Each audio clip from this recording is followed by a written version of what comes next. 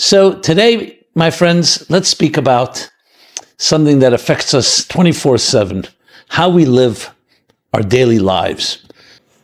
No business can function without a mission statement. We know that. The shortest mission statement ever written. What do you think it is? How many words? Well, in the Bible, there is one. I shall dwell among you. The full sentence, the full verse goes like this: build for me a home, and I will dwell among you. Why is this so critical? Because in essence, it gives us the purpose of life stated in brief but extremely powerful terms. And that is, why are we here? We know we exist in a mundane world, in a physical world. We have many needs, from the most basic food, drink, oxygen, clothing, shelter, friendship, companionship, love, and the list goes on. That we must have for our lives. Then there are many things that we call luxuries, comforts, that may not be necessities, but we enjoy them. And whatever that may be, I'm not getting into the details now. But really, it defines what we do on a daily basis. Is that driven by purpose? Is it a mission-centric life? Not necessarily. I mean, it could be driven by bringing you happiness, maybe expressing your inner talents and skills, actualizing yourself, bringing love and kindness to the world around you. No doubt, all of us in our own way do that to some extent. But frankly, if you think about it, most of us fall into this position by default. It's not like we thought it through. We grow up in our homes, in our schools. We're taught different values, different ideas, and we try to integrate that in some way into our lives. Some of it is imposed upon us, some of it is against our will, and some of it is very much part of who we want to be like, things that we really value and consider to be important. And this defines especially our early formative years. We grow into adults, and now we have to make a living, and we have our social interactions, and we have our leisurely activities. But what drives it all? In most people's cases, it drives whatever makes me happy at the moment, whatever comes my way. It's rarely very deliberate.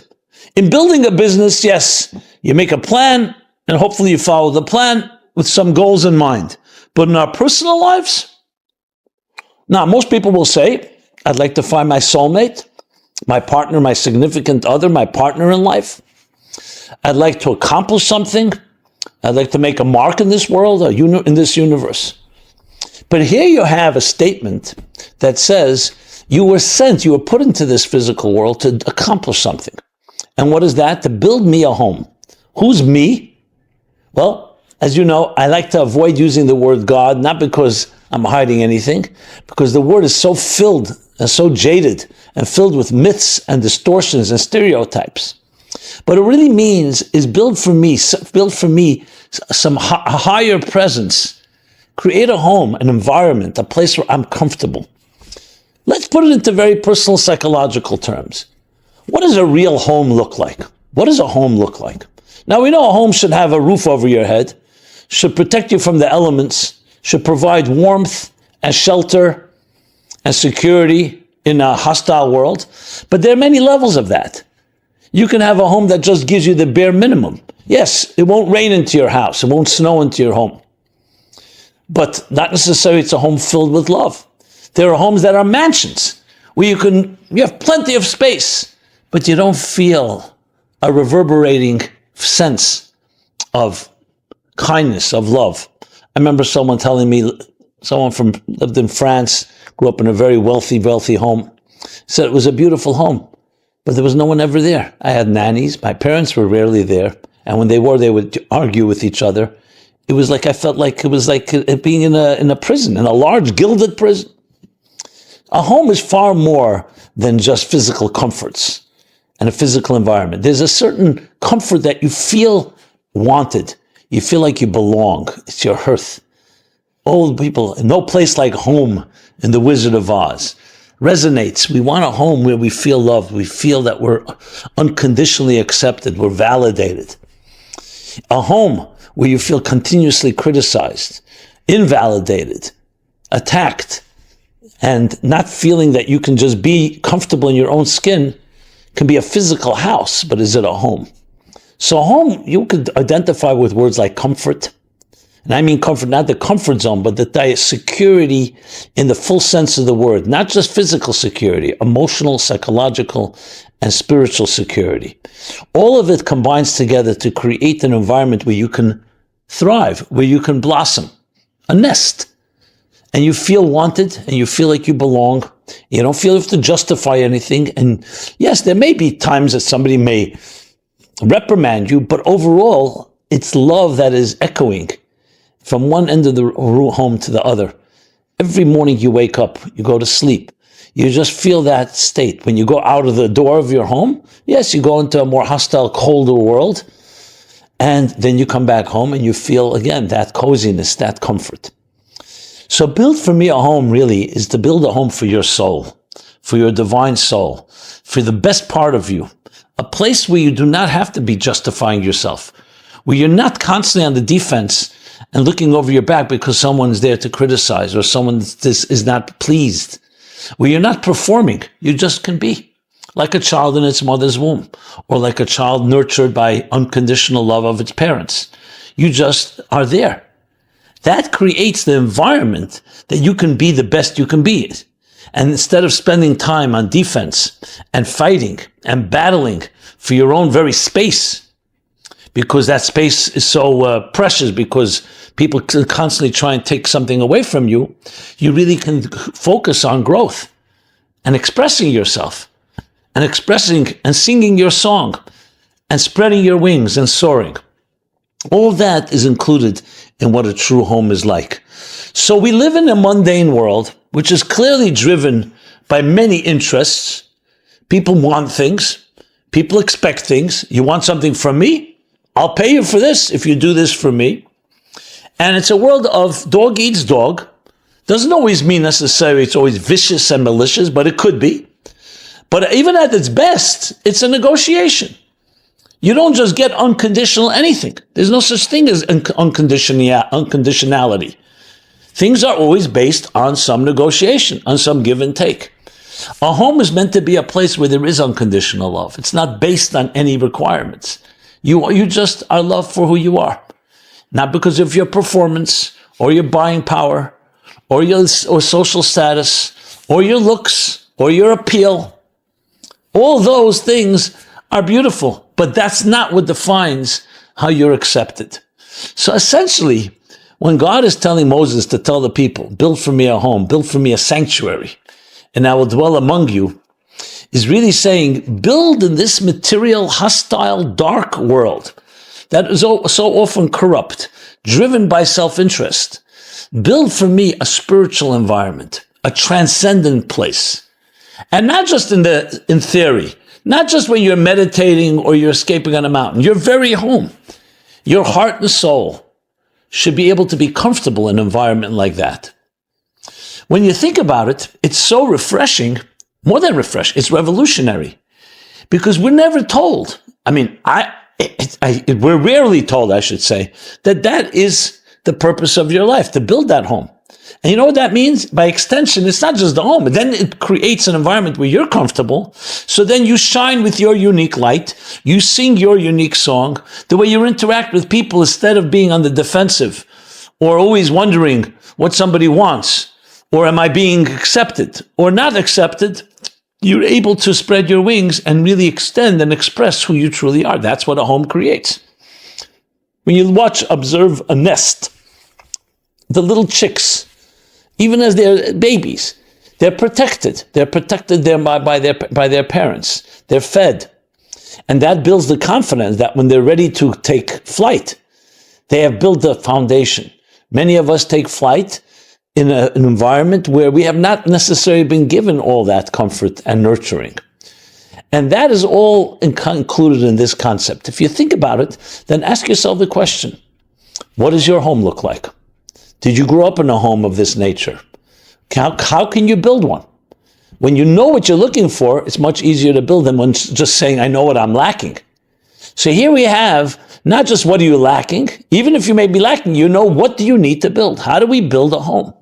You build a home first by being comfortable in your own self, by recognizing that the primary driving force that defines you is your soul, not your body.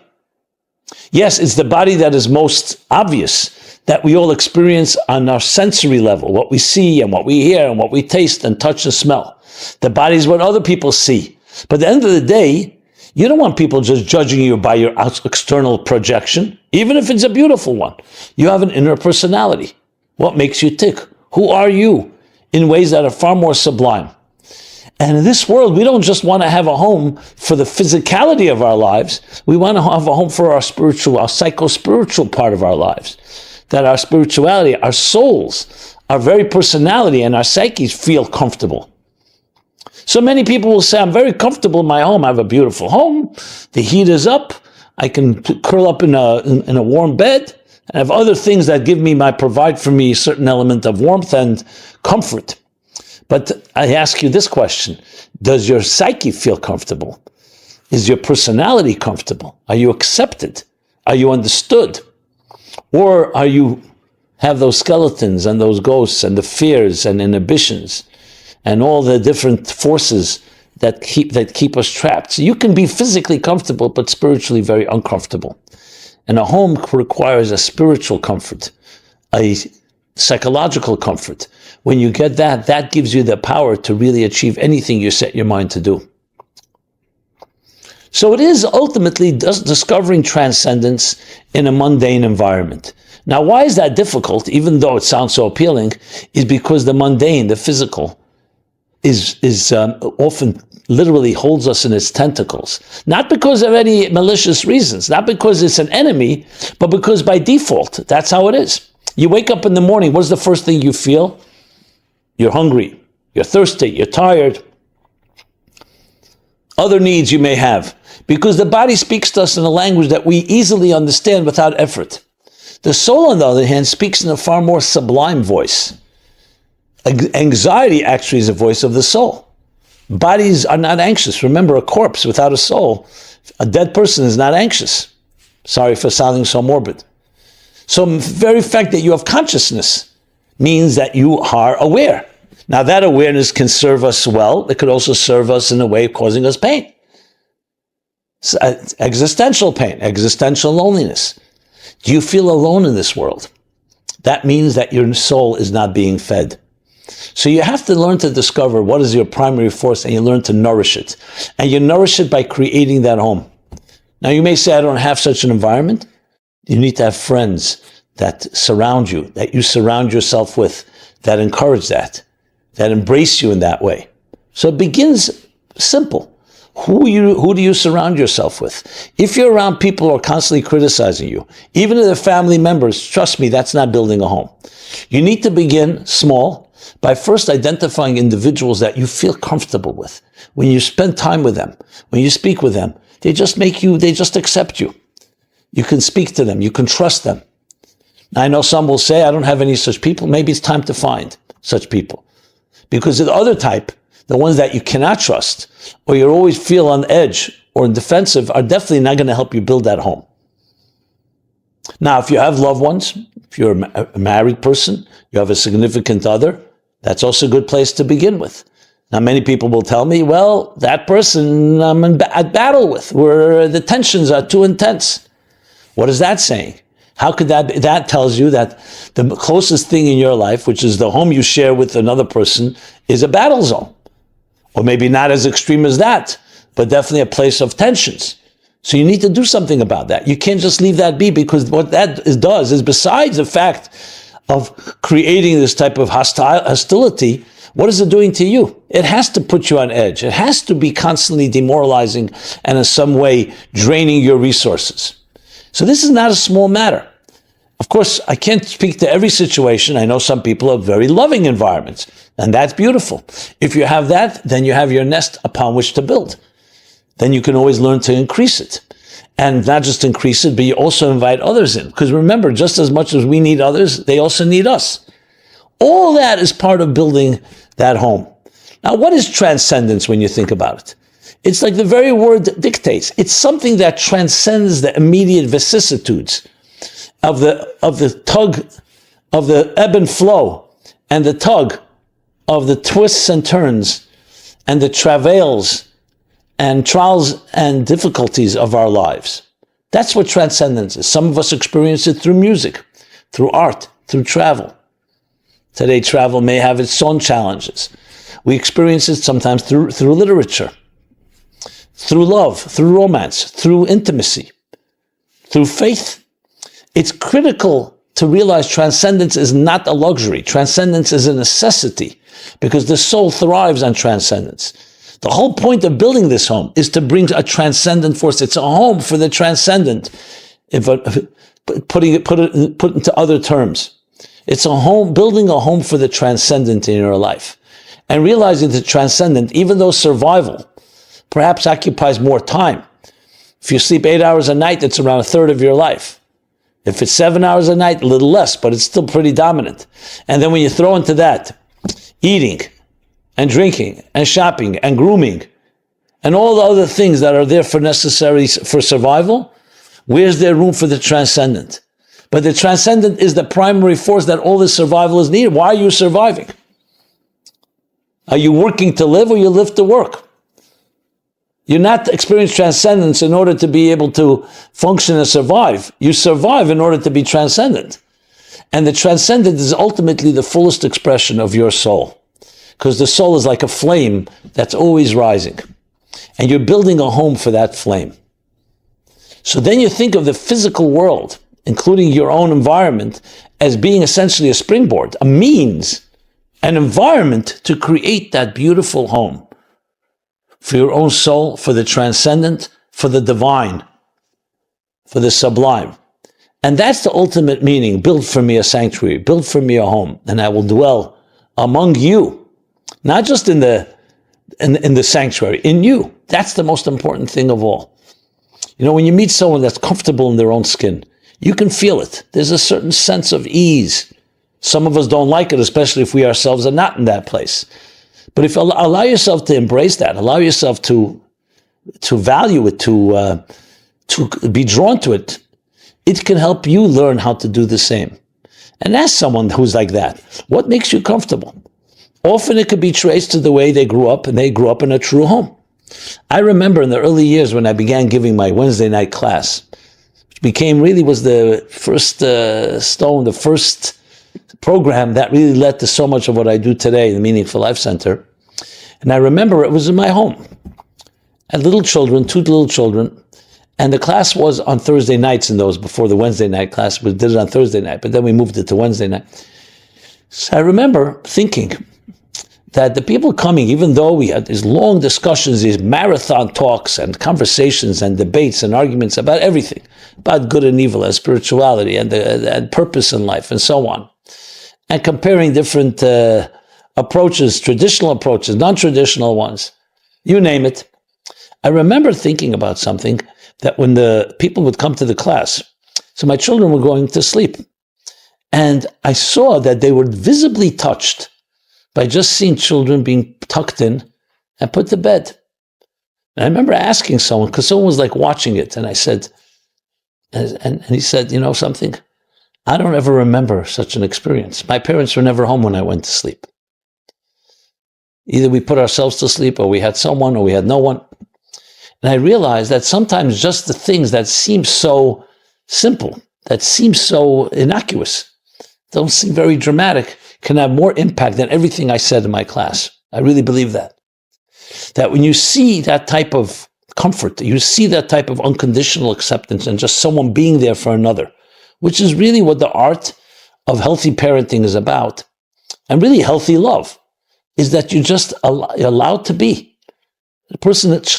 A child is being put to bed, and the child grows up knowing that there's someone there for me. These small little things are not so small. They actually are the essence of creating a home. Now, it's never too late. Ask yourself, what can you introduce into your life that has that element? What you can do for another, just making them feel comfortable. And of course, what they can do for you. But it has to be in a way that goes naturally. It can't be based on conditions and based on negotiations. That's all part of the mundane, hostile world. What we need to do is introduce that type of element of love, of total, unconditional acceptance.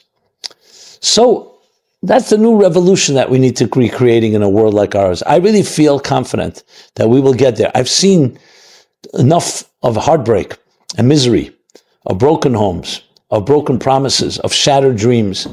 And I really feel that we're in a place where there's almost like a backlash. You know, when you hit rock bottom, it starts the boomerang effect. That there is a backlash. People are desperate for this.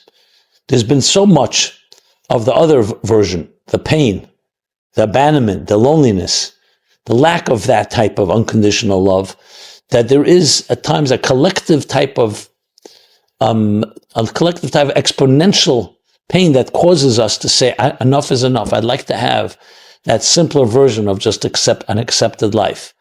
Technology in the modern world is neutral, but it could feed both ways. It could make things far worse, because instead of having relationships, it's just we have another technology, or if used properly, it can be a tool to bring more warmth and love in this world. So I hope these words were meaningful. They're coming from my heart and hopefully enter the heart.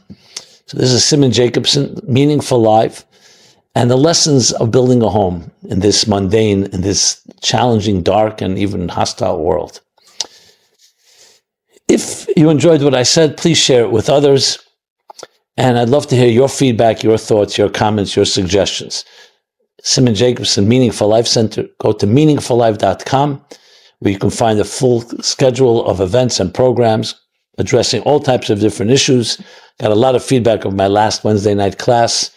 Did the feminist movement kill feminism? And other topics, some more provocative than others, but addressing the issues that matter so much to our lives to be able to live a truly meaningful life. Everyone be well and be blessed. Thank you so much.